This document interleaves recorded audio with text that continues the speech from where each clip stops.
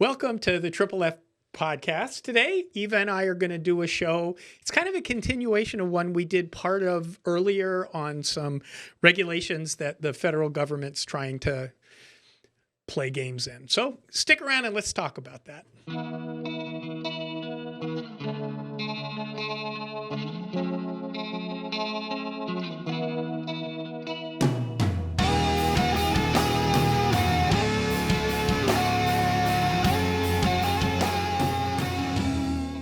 Miss Andrade, how are you? Mr. Hochberg, as always, it's a pleasure to sit with you as we dissect the craziness of our government. So the federal government, because President Biden and his friends are so radical and they have the desire to so change the personality of our country that they're doing all this stuff through the Congress and also not through the Congress. And let's just do a little kind of a primer on why Joe Biden is issuing executive orders. What is an executive order? So we talked about this at the other show where it was about abortion issues in the Health and Human Services. And we'll put that link for those of you that want to watch it again. And this is kind of a quickie of what we did in more detail on that first up. Yeah. And so what's good to remind people, Jim, we talked about it in the last time that we're talking about a 200 or 300 page proposed rule change, right? Correct. So that what we're doing is we're breaking this up into bite-sized pieces because there's no way we could do this in one show. Correct. Yeah. And so basically the way the federal government works under the Constitution of the United States is the Congress passes laws that create departments under the executive branch so that the executive branch can do the work that the statutes that Congress passed told the federal government to do. The Department of Taxation, the Department of Education. Today we're talking about the Department of Health and Human Services, which is where Medicaid and Medicare and prescription drug things are regulated. Regulations is what we're talking about. And remember, too, and Jim reminded us the last time we did this show, and it's a good place to remind people that the people that run these organizations are not voted on by the people. They're appointed by whoever the president is. So again, as Jim always says, make sure you know who you're voting for because that's how these people get appointed to these positions. That's correct. And by these organizations, what you mean is these departments of the government, yes, which is a special kind of organization because they spend your tax money doing the things supposedly that the Congress told the department to do in the legislation that created the department. But we've seen this year already, the EPA was slapped down by the United States Supreme Court because they were regulating carbon dioxide outside the scope of the authority they were given by Congress, which is very interesting. And that's good, Jim. And when you did the last show, it was really a learning experience for me because even though I've done this a long time, I don't always understand the intricacies of how this stuff works. And I really enjoyed how you really laid it out for people that you have Congress will pass a law like they did with the Health Care Act, right? And in that, there are certain sections where rules are developed by whatever department is going to control it. Well, because the statute passed by Congress, it's made up of words. And so the words that we're talking about today are sex and marital status. Those words in the Health and Human Services statutes aren't defined. And so everybody knows what sex means and everybody knows what marital status means. You would think. Yes. But when these statutes were passed decades ago, they meant something. And when they're used today, they mean a lot more. And guess what? They could probably mean something else in the next 20 years, depending on society. So what the Department of Health and Human Services does is they take the statute that creates them and gives them responsibilities over certain things, and they take those statute languages and then they go through them with a fine-tooth comb and they figure out what they need to define so that everybody knows what they're talking about. And sex and marital status was not defined before Obama became the president. because there was either married or not married, and there was either male or female. You didn't need to define them. But then when Obama was president, all of a sudden marital status wasn't a man married to a woman. Now it became two men or two women, quote unquote, married together. And sex has since become a lot of things: gender identity and expression, sexual orientation. And to dig more into this so that people can see the danger of all of these definitions, if polygamy ever gets not if, when. Well, it's true, but that will be a change of marital status. Correct. Right? So, I mean, people have to realize that these discussions we're having, they're not going to go away, because the definition is going to continue to evolve and evolve and evolve, depending on who's in these departments and who's running Congress and who's elected. And correct. And so just to throw out the most recent proclamation by King Biden is he's decided he's going to forgive $10,000 of student aid loan debt to certain Americans. And the question is going to be, where does he have the legal authority to do that? And I think the answer is going to be he does not. And so that whole thing's going to be unraveled through court processes in time that goes by. So Congress passes a law creating a department in the executive branch. They take the statute that gives them certain responsibilities, and then they have to create regulations so the workers in the department know how to do their job. And then sometimes later, certain regulations get changed because things change. And as long as the changes to the regulations still neatly fall within what the Congress statute gave them authority over, it's okay. But a lot of times, as we know, that is not the case. They push the envelope. Well, and there's a process through the Administrative Procedures Act that the department has to use when they want to amend or make rules. And that requires that they publish in the Federal Register, which is published daily by the U.S. government. They have to publish the proposed rules so that everybody in the world, it's an open record, can go and look at it. And then there's a comment period where everybody in the country is invited to make comments. On this particular one, October the 3rd is the end of the comment period. And I think we're going to post somewhere the link to make your comments electronically. Yeah. So if you're watching this on YouTube, then just check the resources below. And if you're watching on the radio, don't close your eyes. If you're watching on the radio, then let's talk. But if you're listening on the radio, then definitely check out the Hawaii Family Forum YouTube channel, because the links are there. It's also and available. We want you to submit comments. That's why we're doing this show. Yeah, and you can also find them on the Hawaii Family Forum website too. There's also a way, but you can submit comments in several ways. You can go ahead and click the link and do it electronically. They are also allowing you to do it regular express or overnight mail. Correct. Because there are some people that may want to use a typewriter. Do you know what that is, Jim? Do you know what a typewriter is? I had an Hermes baby when I was in school. You know what? My admin background, I have used all kinds of typewriters. In fact, okay, just one step away, because I know I like to bring a little humor to the show because I think that it keeps people's interest. I remember doing my term papers in high school, Jim, and I would have to use whiteout. And I would have to make corrections with whiteout and then put the paper back into the typewriter and try to line it up just right so that the word could be there. Because, you know, these kids that are going to school nowadays, these young adults or whatever, they have no idea what it's like to not use, all of that. Ha ha ha.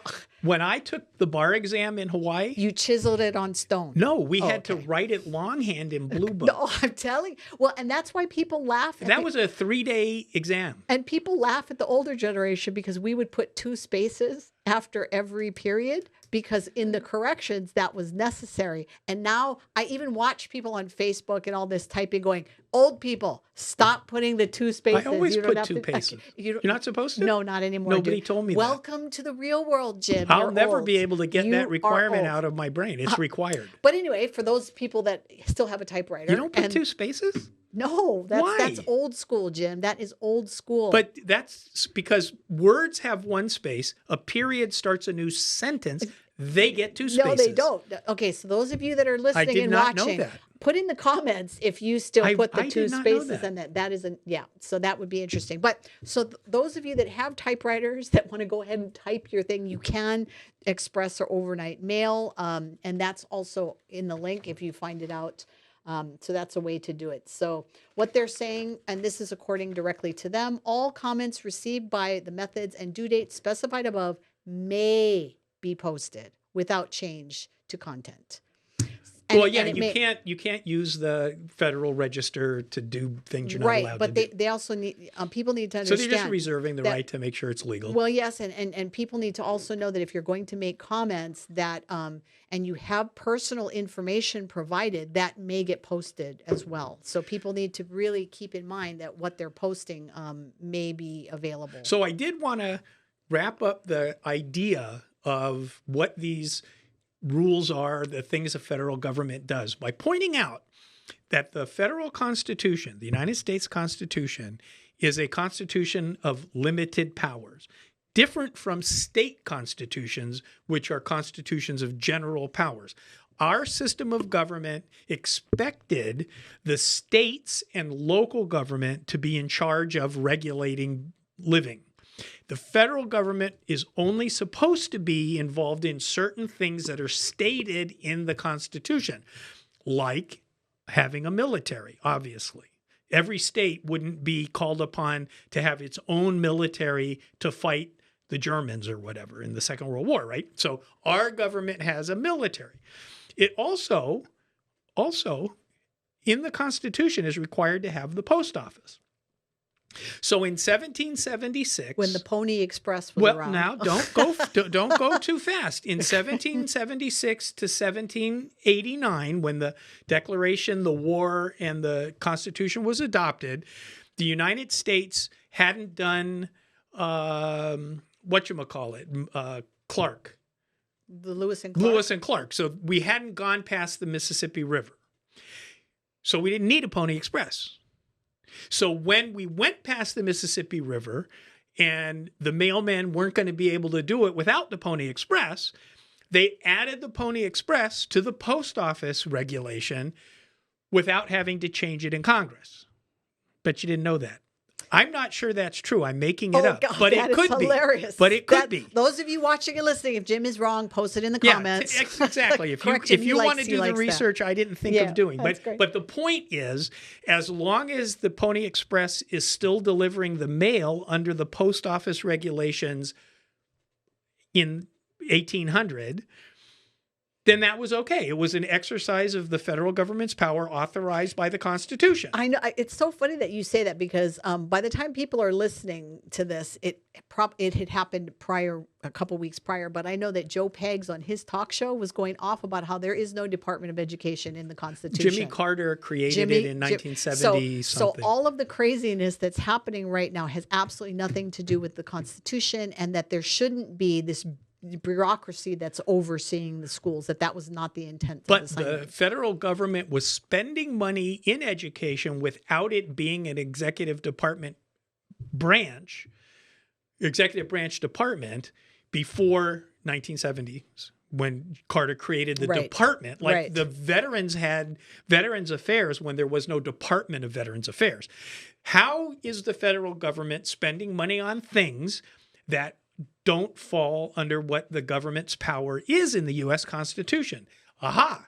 It's because the Constitution says specifically that the federal government is authorized to do things to promote the general welfare. And I'm going to do And the general welfare clause is where all this spending is happening other than specifically what is stated. And I think it shouldn't be allowed. And we are going to be doing a call to action very soon because that's what we want you to do. So go ahead. Let's talk about these rules. But I want to do a real quick plug that you guys want to listen to the show next week, because the show that's coming up next week, Jim and I are going to be celebrating Constitution Day. And this is one of Jim's personal passions. So it's going to be a great show. You want to make sure that I actually wanted to get married on Constitution Day, September 17th. But the pastors weren't available. So I got married on September 11th.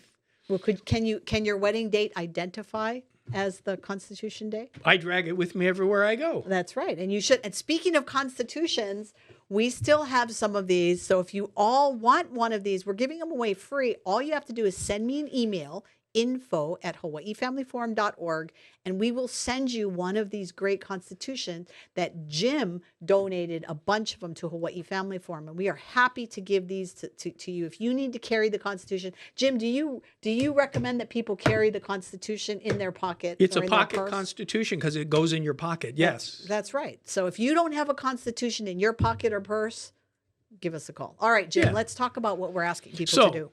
Sex discrimination related to marital, parental, or family status. That's what this new proposed rule that we're going to be commenting on, you're going to comment on whether you think this is a good idea or not. Okay?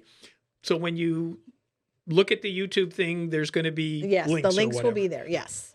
So go ahead. Tell us what bothers you the most. Well, I think that when you're looking at this particular section, I think that we need to always be very aware of what the words say and what the words mean, right? Because some people, they look at it and they go, hey, it looks pretty good. And I have to be honest, when I talk to people about some of the changes they want to make, people are saying that's a good thing. We do need to do that. And we don't throw out the baby with the bathwater. If there's something good in there, we're going to say it. But we are concerned that some of these proposed changes are going to be problematic. And so basically the section we're talking about today is 92.208, and it's the prohibition on sex discrimination related to marital, parental, or family status.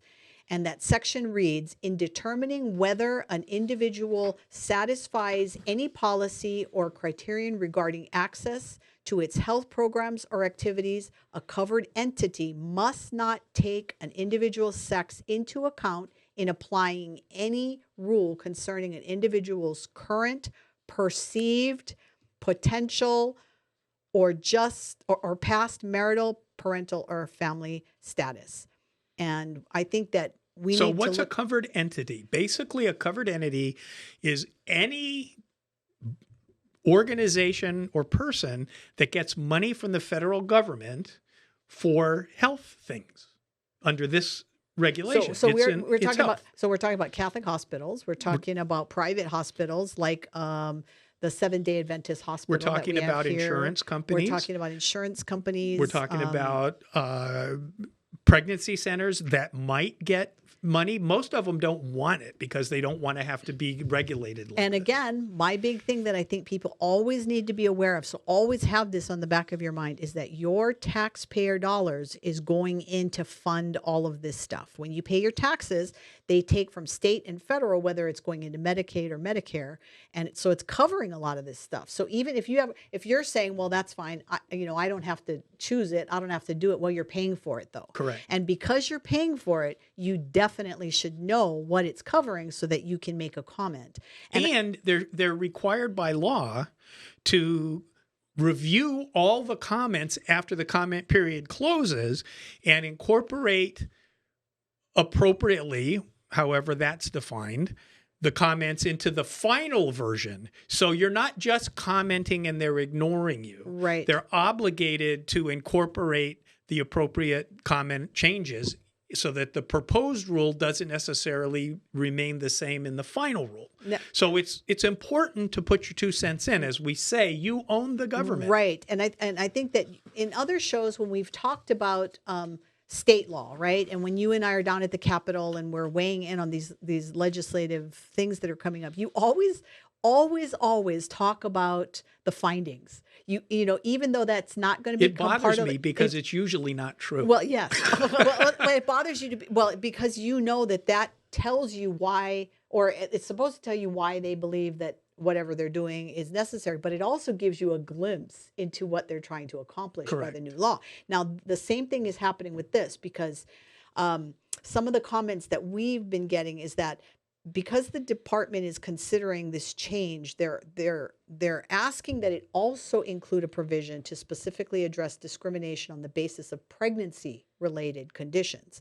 And what the discussion is even though the proposed regulations itself doesn't address it specifically, they're saying in the preamble, though, they're suggesting that at least some of the requirements are possible such as prohibition on discrimination on the basis that a person has received or is seeking an abortion, and requests public comment on whether an abortion neutrality provision in Title IX applies to Section 1557. And this creates room for the Health and Human Services to potentially adopt more expansive abortion requirements. So what that means in English is the Biden administration can't get the Congress to get rid of the Weldon Amendment, the Hyde Amendment, all of these riders that go into all the spending bills, and they have been since Roe v. Wade was passed in 73.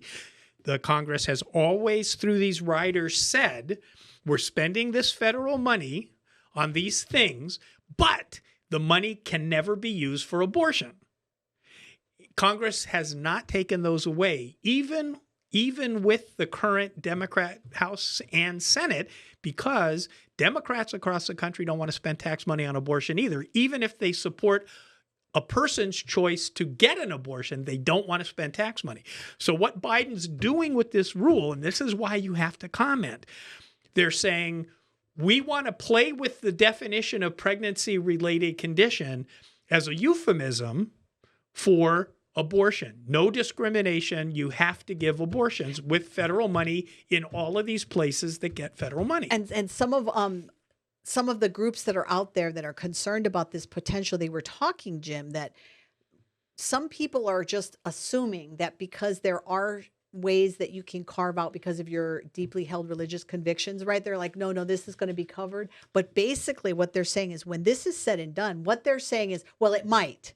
So we're going to take every situation on a case-by-case basis. So you tell us if this is going to be, against your deeply held religious beliefs, and then we will tell you if it applies. Get it or not. Yeah. And so this is very dangerous. I mean, should the Health and Human Services, this is a question for you, listeners and viewers, should the Health and Human Services have that kind of power? Should they decide when it goes against your deeply held religious convictions? And it's not so much that the Department of Health and Human Services is deciding, because the money that they give to the people you're talking to requires the people you're talking to in your own hospital, in your doctor's office, wherever it is, they have to put this roadblock up. It's so again, does the president and his Department of Health and Human Services have the constitutional authority to change these definitions in these proposed rules to get around the congressional amendments, Weldon Amendment, Church Amendment, Hyde Amendment, that's been connected to all the funding bills, and they're still connected to all the funding bills? Well, probably not. But what that requires is somebody's got to file a lawsuit challenging how this was applied to somebody after the fact. And then how many years of litigation go by before the U.S. Supreme Court finally makes a ruling on it? Let's use the comment period to push back. Don't leave it up to other people. Do it yourself. So I know, because I've worked so long in this community, Jim, I know that there are listeners and viewers that are saying, okay, well, we agree with you, but how do we word that? So if you were giving them advice on how to word that objection, how would you tell them? So I would just say, as I have for the longest period of time, I do not think tax money should be spent on providing abortion services. And if to the extent that this is going to allow that to happen, I'm opposed to this. And that's simple enough. I think that you as a listener and a viewer can very much just take that very quick sentence and just watch the YouTube again, go back, listen again, write it down, go back. Yeah. It's real short.